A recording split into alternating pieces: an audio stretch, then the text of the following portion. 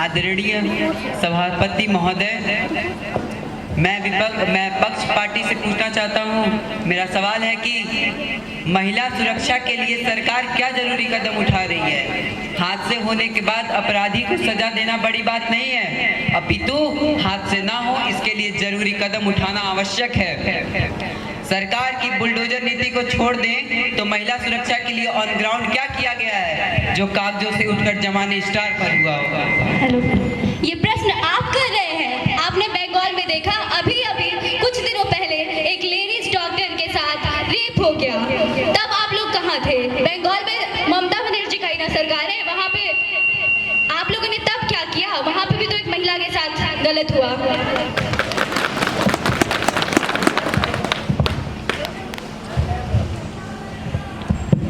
जिन्होंने प्रश्न नहीं पूछा है वह पहले प्रश्न पूछ लें अपोजिशन की तरफ से। जिनको कोई बोलने का मौका नहीं मिला है, वो बोलना चाहते हैं, उनके प्रश्न है तो कृपया वो हाथ उठाएं, वो चालू करेंगे। मैं सीरियल नंबर पर अपनी जगह पे खड़े हो जाएं, फिर मैं सीरियल नंबर सीक्वेंस बना दूं। 1 2 3 4 5 और कोई 6 7। एक बार 1 2 3 4 5 6 7 8 बस 8 सवाल हैं। जल्दी जल्दी आप पूछेंगे, वहाँ से कोई एक लोग पूछो, आगे बैठो।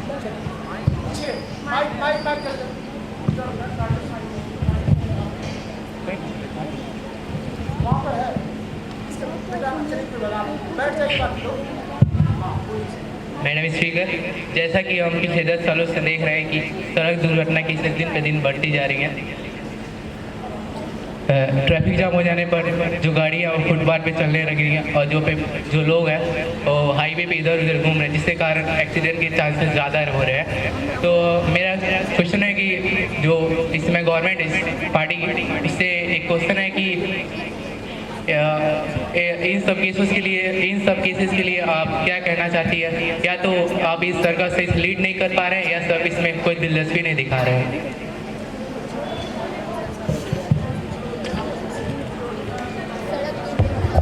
आदरणीय महोदय, मैं आपको ये बताना चाहता हूँ कि जो विपक्ष द्वारा सवाल पूछे गए हैं कि भारत सरकार रोड दुर्घटना के ऊपर कोई महत्वपूर्ण फैसले नहीं ले रही है, तो मैं इन्हें बता देना चाहता हूँ कि भारत सरकार ने बहुत सख्ती से एवं कड़ाई से सड़क सुरक्षा पे कई सारे नियमों और सिक्योरिटी ऑर्गेनाइजेशनों का गठन किया है, जिससे कि सड़क सुरक्षा बहुत कम हो गए हैं।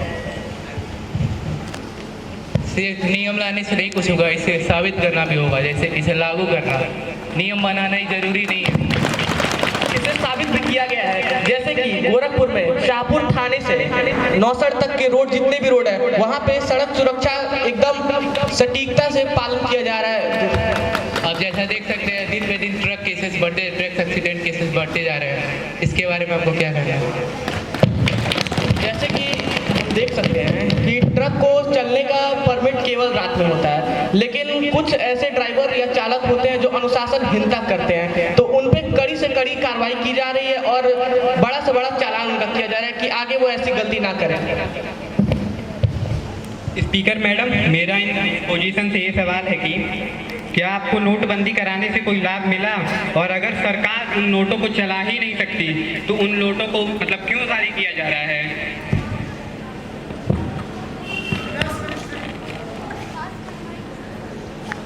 कोई भी जवाब दे सकता है।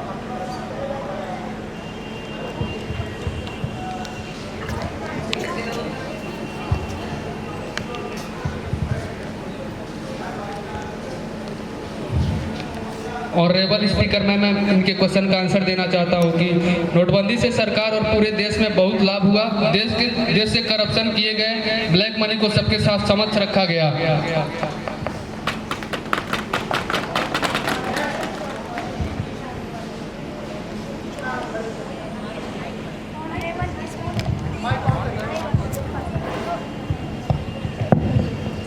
Honorable Speaker, my question to the opposition party. So my first question is, the prices of essential commodities are increasing day by day. So what does the government to say about this?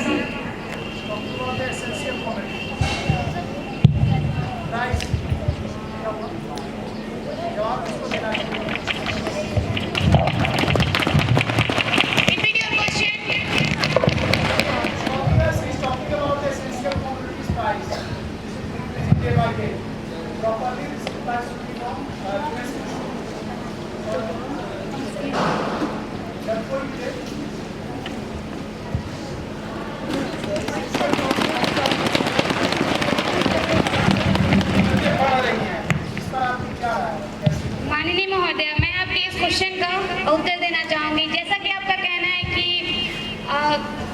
Sorry, एक बार और question बताइए।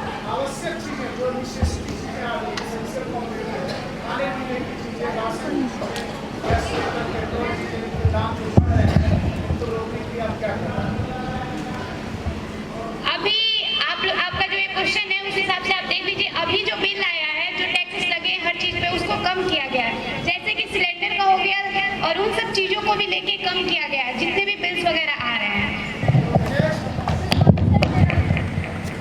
आदरणीय सभापति महोदय, मैं आपके माध्यम से यह कहना चाहती हूँ कि हमारे देश के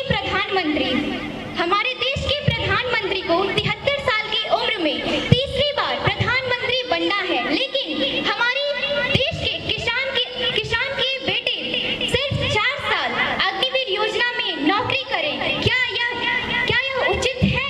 मैं यह प्रश्न पूछना चाहती हूँ कि एक काबिल ऑफिसर बनने के लिए क्या सिर्फ 4 साल आर्मी में पर्याप्त होंगे? मेरा दूसरा सवाल ये अपोजिशन पार्टी से है कि इन्होंने कहा कि हर एक व्यक्ति को मौका दे रहे हैं आर्मी में आने का। मैं यह प्रश्न करना चाहती हूँ कि क्या आर्मी कोई प्लेग्राउंड है जो हर एक व्यक्ति को मौका दिया जा रहा है खेलने का? आर्मी देश की सुरक्षा के लिए है, इसे हमें और स्ट्रांग बनाना चाहिए। लेकिन यहाँ ये लोग सोच रहे हैं कि आर्मी में सबको मौका दिया जाए वहाँ पे नौकरी करने का। सबसे पहले तो मैं आपके दूसरे सवाल का उत्तर देना चाहूँगी कि आपने कहा कि आर्मी जो क्षेत्र है वो कोई प्लेग्राउंड नहीं है, तो फिर आप क्यों सवाल उठाते हैं कि हम लोग 25% जो कि एलिजिबल हैं हम सिर्फ उनको चुनते हैं? और आपका पहला क्वेश्चन था कि अग्निवीर योजना ये सही है कि बिल्कुल सही है, बिकॉज हर किसी को मौका नहीं मिलता आर्मी में आने का। We are giving jobs to common people of the country और हम उनको बहुत ही genuine amount of money provide कर रहे हैं। तो अगर हम उनको बहुत ही genuine amount of money provide कर रहे हैं और बहुत सारे प्राइवेट कंपनीज रेडी हैं उनको लेने के लिए, कौन सी अमाउंट की बात कर रही हैं आप? वो अमाउंट जो 30% काट करके उन्हीं की सैलरी से सेवानिधि पैकेज के दौरान उन्हीं को वापस किया जा रहा है। ये अमाउंट जो है कोई आप अपनी सैलरी या वेतन से नहीं दे रही हैं, ये अमाउंट उन्हीं की सैलरी से उन्हीं को काट करके दिया जा रहा है। फॉर योर गाइड इन्फॉर्मेशन, आपको इन्फॉर्मेशन लेके आना चाहिए था। अग्निवीर के सैलरी पर कोई भी टैक्स नहीं लगता है। वी आर गिविंग देम 47,000 रुपए। वो अपनी पूरी फैमिली को सालों साल चला सकते हैं। Let me finish. 47,000 रुपीज 4 साल तक हर महीने विदाउट टैक्स उनको मिलता है।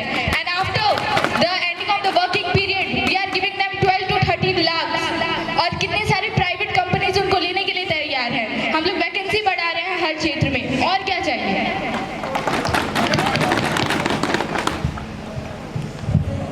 आदरणीय सभापति महोदय को मेरा प्रणाम।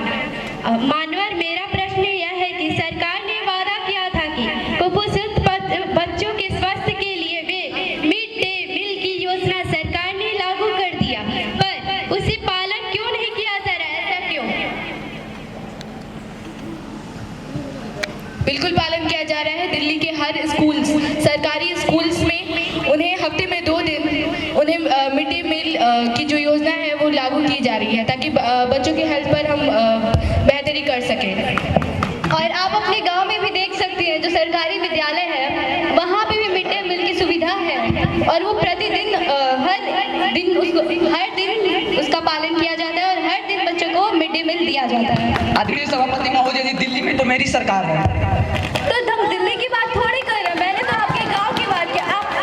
वो तो उन्होंने कहा, मैं कह रही आप सभी अपने गांव में जरूर एक बार जाइएगा, एक बार सरकारी विद्यालय में आप जरूर जाइएगा, वहाँ पे जरूर मिलता है। देखे नहीं है वहाँ पे कुछ नहीं है किसी भी सरकारी स्कूल में। बच्चे कोई भी शिक्षा के प्रति सुविधा नहीं है गवर्नमेंट स्कूल में, गाँव में कोई भी फैसिलिटीज नहीं दी जा रही है, अच्छे से उनकी शिक्षा प्राप्त नहीं हो रही मैं है। आपको बताना चाहूँगा कि जो पुलिस की पावर है और जो केंद्र का पावर है वो हम लोग के हाथ में है। तो हाथ में होने से क्या होगा? सरकार तो हमारी है ना। सरकार भले ही आपकी हो, लेकिन पावर हमारे पास है और हम बच्चों को हमेशा मिड डे मील प्रोवाइड करवाते हैं और करवाते रहेंगे। दिल्ली के अलावा और किसी राज्य की आप बात क्यों नहीं करते हैं। मैं यूपी की बात कर लेता हूँ आपसे कि हर एक सरकारी स्कूल में मिड डे मील बच्चों को दिया जाता है और बच्चों को हमेशा इस डिस्ट्रिक्ट में ही देख लीजिए, इस जिले में ही नहीं मिलता और किसी जिले के तो बात ही छोड़ दीजिए। इस जिले में मिलता है, शायद आप सरकारी विद्यालयों में जाते नहीं है इसलिए आपको पता नहीं कि मिलता है या नहीं। मैं जाके देखता हूँ जिनके कर्मचारी सोए हुए होते हैं और बच्चे पढ़ते हैं। मैं आपके प्रश्न में ये बोलना चाहता हूँ कि भूल में रहे आप, ठीक, भूल में रहे आप, भूल चेहरे पे था, भूल में रहे आप, भूल चेहरे पे था, उम्र गुजर गई, आईना देखते देखते धूल आपके चेहरे पे था। देखिए मैं कहता हूँ ये झूठ की सरकार है, हर बात को घुमाती रहती है पार्लियामेंट में, कभी सच बोलती ही नहीं है। मैं आपसे ये पूछना चाहता हूँ कि आप किस सच्चाई की बात कर रहे हैं जो 1947 से 70 सालों में आपने क्या अभी तक किया? मैं इसका जवाब अब देना ही चाहता हूँ। रही बात मिड डे मील की, तो इस योजना पे आपके एमपीज ने एक बार भी सोचा होगा? आदरणीय सभापति महोदय जी, मैं 70 साल का जवाब देना चाहता हूँ। नकल के लिए भी अकल चाहिए। मेरे हाथ में एक तरफ अन्याय का बुक है और दूसरे तरफ अन्याय का बुक है। सभापति महोदय जी, जब इनको किसी भी सवाल का उत्तर नहीं पता हो तो 70 साल की बात करते हैं। सभापति जी महोदय जी, आपने अभी बोला आपके दोनों हाथों में अन्याय का बुक है। मैं बोला एक तरफ अन्याय का बुक है। सभापति महोदय जी, मैं इस सदन में कहना चाहता हूँ कि जो अपना चलाया हुआ 2000 का नोट 7 साल नहीं चला पाया, उससे 70 साल का हिसाब मांगता है। आपकी बातों से सहमत हूँ और एक और बात कहना चाहता हूँ कि गालिब से किसी ने पूछा कि समस्या का समाधान क्या है, ठीक, गालिब से किसी ने पूछा कि समस्या का समाधान क्या है, तो गालिब ने कहा हम इसे भूल कह रहे थे। सभापति महोदय जी, मैं भी एक शायर कहना चाहता हूँ कि कर्द के हक से तो गुजारे सभी जाएंगे, ठहरे या किनारे तो सभी जाएंगे। आप कितनी भी बुलंदी पे चले जाओ मगर आसमान से उतारे तो सभी जाएंगे।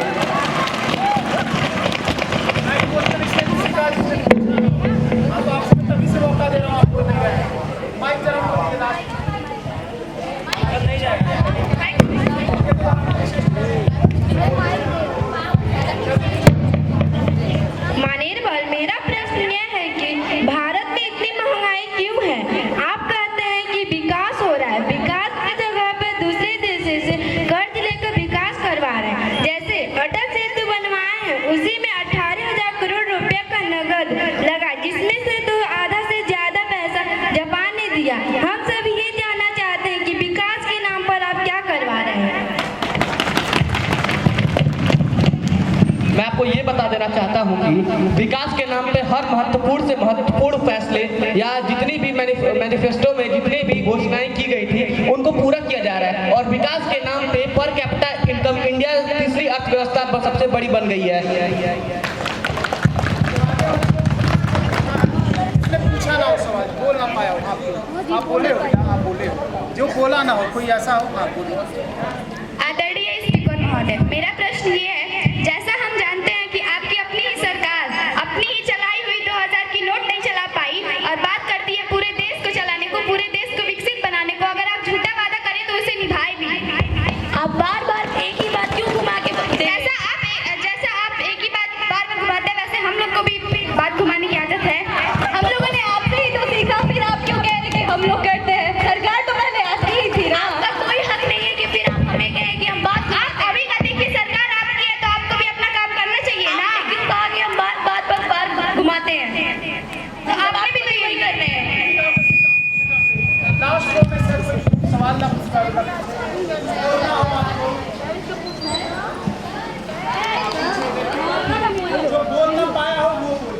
Honourable speaker, my question to the position team. जैसा कि आप सभी जानते हैं, हमारे भारत देश में हाल में ही प्रधानमंत्री का चुनाव हुआ है और इस चुनाव में बीजेपी पार्टी की जीत हुई है। हर जगह से अच्छे वोट मिले, किंतु बीजेपी अयोध्या से हार गई। बीजेपी की हार की वजह क्या है?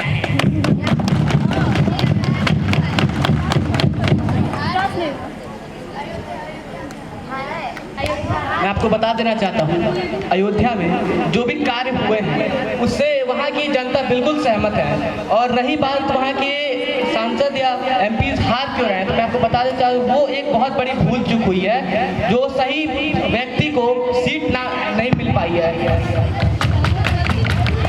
और अगर देखिए यहाँ पे अगर कोई दुकान लगा रहा है, कोई घर बना रहा है, वहाँ पे उनका लिमिट बताया गया है कि आपको इस एरिया के अंदर ही अपना घर रखना है। अगर कोई उसके बाहर बना रहा है तो फिर इसमें सरकार का क्या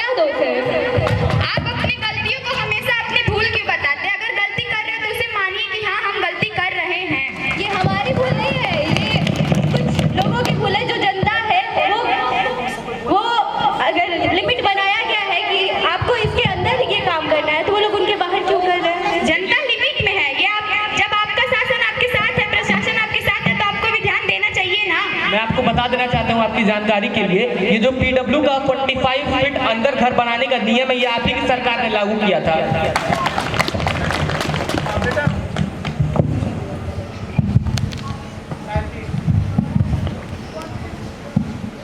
Honorable Speaker Ma'am, I would like to ask this question to the opposition party.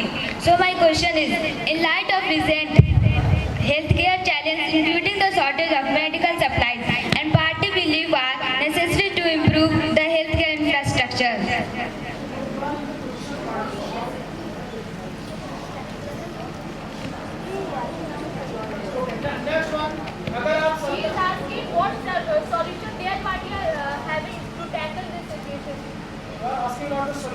Yes, sir.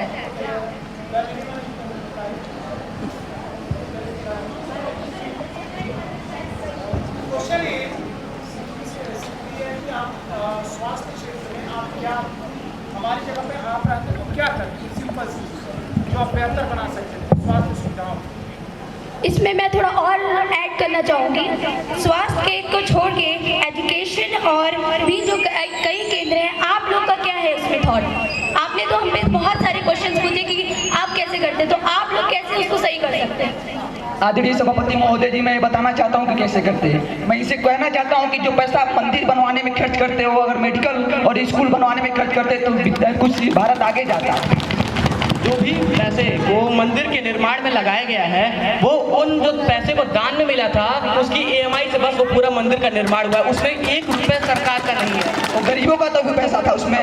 वो एक दान था जिसमें जनता ने अपने सहमति से उसको दिया था, अपने मन से दिया था, किसी के दबाव में आकर उसको नहीं दिया गया था। अगर उस दान से आप स्कूल बनाए थे तो गरीब का बच्चा पढ़ने जाता ना, तो आप मंदिर बनवाती उसके पैसों से।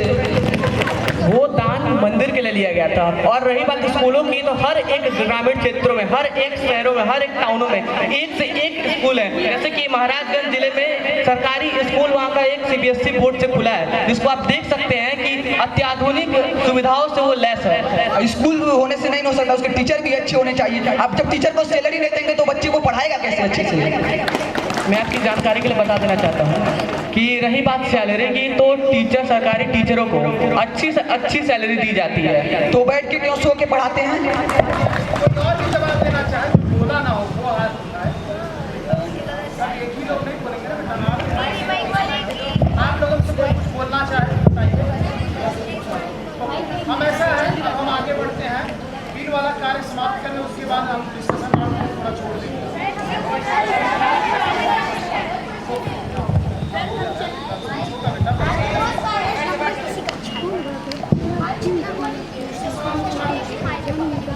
धन्यवाद सभापति महोदय, मैं आपका आभारी हूँ। मैं आपको अपने पड़ोसी मुल्क के बारे में बताना चाहता हूँ। जो हमारे पड़ोसी मुल्क बांग्लादेश में है, हाल ही में घटा है, उसको लेके हम सब चिंतित हैं। और सभी राजनीतिक दलों ने एक स्वर में बात कही है कि वहाँ पर जो अपने लोग हैं उनकी चिंता की जाए। माननीय प्रधानमंत्री जी ने ट्वीट करके जो इन टाइम गवर्नमेंट के प्रधानमंत्री हैं उनको बधाई भी दी, लेकिन ये भी कहा हमारे जो वह हिंदू, वहाँ पर हिंदू और अल्पसंख्यक हैं, उनकी शांति, सुरक्षा और विकास सबको सुनिश्चित की जाए। लेकिन दुर्भाग्यवश ये सर कि नेता प्रतिपक्ष ने ट्वीट जब किया या उनके बधाई जब दी, तो हिंदुओं की आत्म सुरक्षा की कोई बातचीत नहीं की, ना ही उसका उल्लेख किया, ना ही अल्पसंख्यकों की सुरक्षा की बात की। मैं इनसे पूछना चाहता हूं कि ऐसी कौन सी मजबूरी थी कि ये लोग वहां पर हिंदुओं और अल्पसंख्यकों की सुरक्षा की बात भी नहीं कर सके। गांजा को लेकर बड़ी बड़ी बातें करते हैं, गांजा को लेकर आप बड़ी बड़ी बातें करते हैं, लेकिन यहाँ पर आज आप नहीं किए। सत्ता में यहाँ पे तो हम इसकी बात क्यों करेंगे? वहाँ पे हमारे हिंदू और अल्पसंख्यक भी हैं जिन्होंने इन टाइम गवर्नमेंट को बधाई दी थी और वहाँ पे हिंदुओं और अल्पसंख्यकों की सुरक्षा के भी बारे में कहा था, लेकिन आप लोगों ने, नेता प्रतिपक्ष ने इसके बारे में ना ही कुछ कहा और ना ही कुछ जवाब दिया। और आप लोग गांजा की बड़ी बड़ी बातें करते हैं कि वहाँ पे हमारे हिंदू हैं। तो आप सरकार में पहले आप पहुँचे तो फिर मैं क्यों चला जाऊँ? हम लोगों ने उनकी सुरक्षा और अल्पसंख्यकों की सुरक्षा के लिए पहले ही प्रधानमंत्री को, पहले ही मतलब वहाँ पे इन टाइम गवर्नमेंट को सूचना दे दी थी। आप कहते हैं कि पक्ष ने सरकारी खजाने का दुरुपयोग किया है, तो आपके नेता अरविंद केजरीवाल ने क्या किया? 4 करोड़ का पर्दा लगाया है। मैं नहीं कहता हूँ कि उन्होंने पर्दा लगाया है, उनको उनकी जो पैसा थी वो मैं मानता हूँ कि वो गलत है, और कोई नहीं इस देश में उनके जैसे है, उन्होंने गलत किया मैं मानता हूँ। आपके भी तो मंत्री पैसा घोटाला करते हैं। नाम बताइए। आपके देश के वित्त मंत्री का तो मैं बात ही नहीं करूँगा। घोटाला में सबसे पहले नाम इस देश के वित्त मंत्री का आता है।